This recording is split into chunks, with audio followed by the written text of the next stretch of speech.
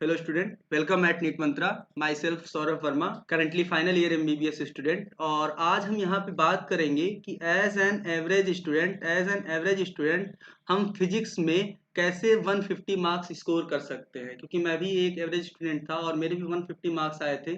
बहुत सिंपल तरीके होते हैं और अगर जो हम थोड़ा कम भी पढ़े हुए हैं तो भी इजीली हम 150 मार्क्स स्कोर कर सकते हैं। तो जो पहली बात बताना चाहूंगा, मैं अपने पास अभी टाइम बहुत ही कम बचा है। एटलीस्ट मुझे लगता है 8 दिन बचे होंगे अपने पास। तो बहुत से स्टूडेंट क्या करते हैं, उनको लगता है कि लास्ट टाइम पे हम जितने ज्यादा से ज्यादा मॉक टेस्ट पेपर सॉल्व करेंगे उतने ही हमारे नंबर इंक्रीज होंगे, पर ऐसा नहीं है। हमें क्या करना है, अभी ऐसा नहीं करना है कि 8 दिन बचे हैं तो हम 10 से 20 पेपर सॉल्व कर लें तो उससे हमारे नंबर इंक्रीज हो जाएंगे। नहीं, हमें ऐसा नहीं करना है। हमें क्या करना है, हमें बस 3 से 4 पेपर सॉल्व करने हैं इस बीच में, 3 से 4 पेपर 8 दिन में। पर हमें ये देखना होगा इन 3 से 4 पेपर में हमें एक बार देखना होगा कि हम कहाँ स्टैंड कर रहे हैं। हमें एक बार एनालिसिस करनी होगी क्वेश्चंस की। हमें एक बार एनालिसिस करनी होगी क्वेश्चंस की कि हमारे अभी भी कहीं कोई ऐसे टॉपिक तो नहीं है जो हमारा प्रिपेयर है लेकिन उससे क्वेश्चन सिली मिस्टेक्स हो रही हैं। कोई सिली मिस्टेक्स कैसे हो सकती हैं? मान लीजिए आपको कोई कॉन्सेप्ट आता है लेकिन आपका वेक्टर वीक है या बेसिक मैथमेटिक्स का कोई कॉन्सेप्ट वीक है, उसकी वजह से हम कई बार लास्ट कॉन्सेप्ट तक नहीं पहुंच पाते हैं, एक्यूरेसी अच्छी नहीं आती है, कई बार हम लास्ट आंसर तक नहीं पहुंच पाते हैं।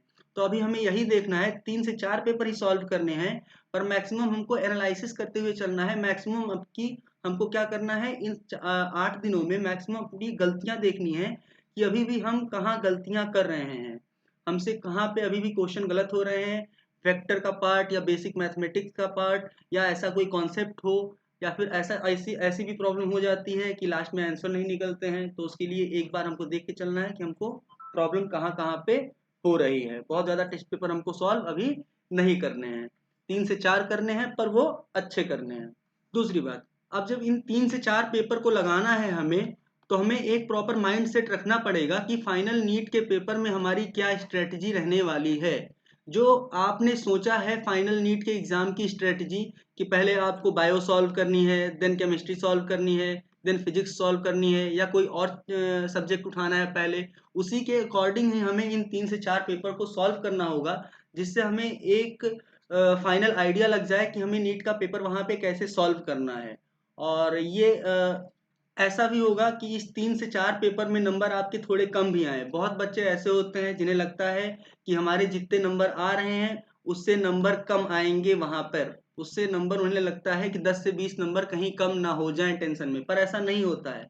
मॉक टेस्ट पेपर में ऐसा होता है, ऐसा देखा जाता है कि फाइनल में आपके जितने मॉक टेस्ट पेपर में नंबर आते हैं, एग्जामिनेशन हॉल में वहां पे 10 से 20 नंबर फाइनल नीट के पेपर में इंक्रीज ही होके आते हैं, क्योंकि एग्जामिनेशन हॉल का ऐसा माहौल रहता है कि अगर जो आपको चीजें पता रहती हैं, आपको फॉर्मूला याद रहता है, तो वहां पे एक्यूरेसी अपने आप अच्छी हो जाती है। तो अगर जो अभी आपके पेपर में नंबर अच्छे आ रहे हैं तो ऐसा हमको निगेटिव में बिल्कुल नहीं सोचना है कि इससे हमारे 10 से 20 नंबर कम आएंगे। हमें ये मान के चलना है कि उससे 10 से 20 नंबर ज्यादा ही आएंगे, क्योंकि वहां पे सबकी एक्यूरेसी अच्छी हो जाती है।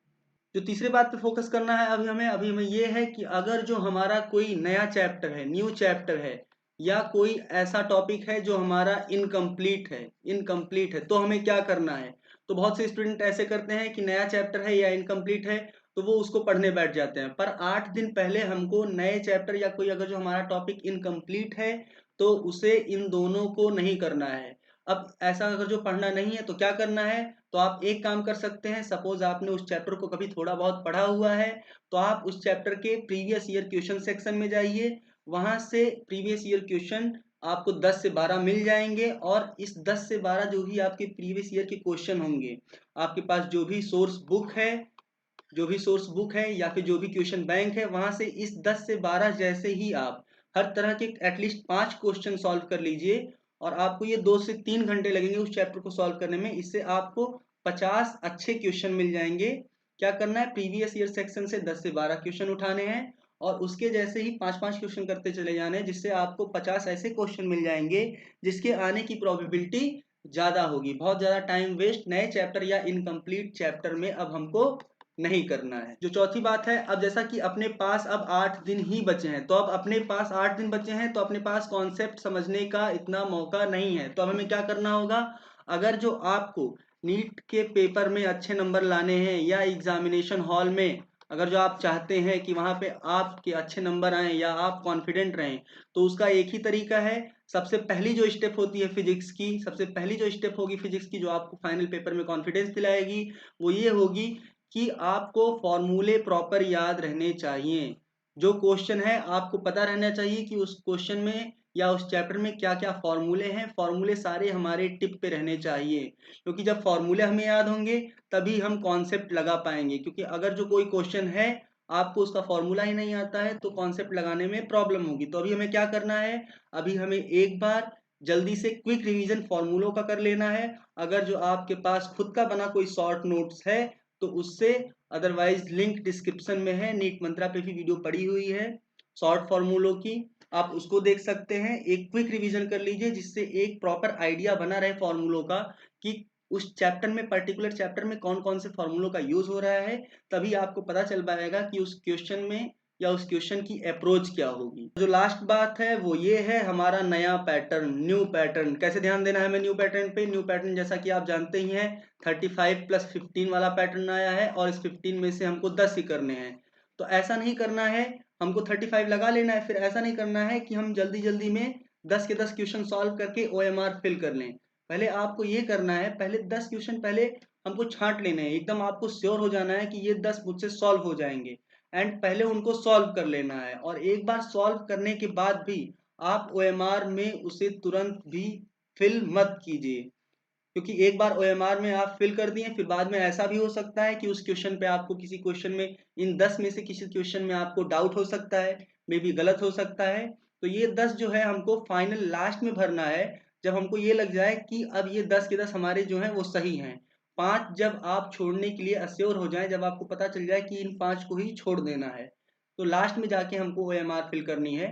क्योंकि ऐसा भी हो सकता है कि कोई क्वेश्चन ऐसा हो सकता है जिसमें डाउट में हो आप उसको चेंज करना चाहते हो, तो उसकी जगह पे आप इन 5 में से कोई क्वेश्चन उठा सकते हैं। इसलिए ये 10 वाले क्वेश्चन को लास्ट में ही करना होगा। और लास्ट में मैं बस यही कहना चाहूंगा कि घबराना बिल्कुल नहीं है।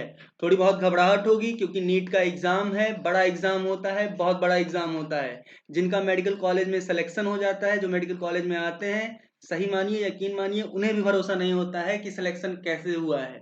वो भी लास्ट टाइम तक टेंशन में रहते हैं। एग्जाम इतना बड़ा है तो अगर जो थोड़ी बहुत टेंशन हो रही है तो ठीक है, कोई बात नहीं। बस आपको लास्ट टाइम तक लगे रहना होगा, लगे रहना होगा, क्योंकि सिलेक्शन उसी का होता है जो लास्ट दिन तक, लास्ट आवर तक लड़ते रहता है, जो गिव अप नहीं करता है। तो अगर जो थोड़ी बहुत टेंशन हो रही है तो कोई बात नहीं, नीट का एग्जाम है यार, टेंशन तो होगी ही, इतना बड़ा एग्जाम है, इतने लोग हैं, इतनी आसानी से तो सीट मिलती नहीं है। बस एक ही काम करना है, लगे रहना होगा। और अगर जो आप लगे रहे लास्ट आवर तक तो हो जाएगा फाइनली आपका सिलेक्शन। All the best.